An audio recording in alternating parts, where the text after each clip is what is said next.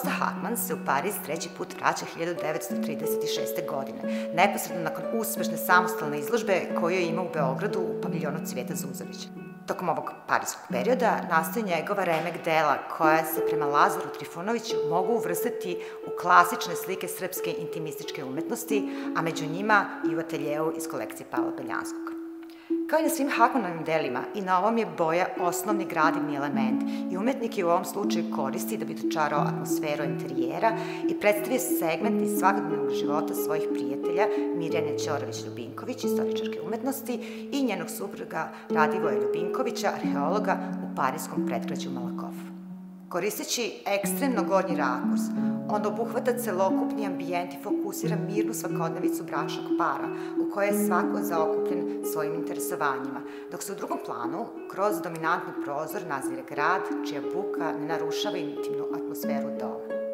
Ovim Hakman još jednom pokazuje umeće da maestralno koristi prožimanje planova, takođe jedna od karakteristika intimističkog slikarstva. Na slici možemo da prepoznamo veze sa francuskim intimistima, prvenstveno Bonarom, ali kako se ističe u istraživanjima i sa Matissovim stvaralaštvom i korišćenjem prozora kao prolazom između unutrašnjosti i spoljašnjosti, gde koegzistiraju neprobojnost stakla i njegova totalna transparentnost.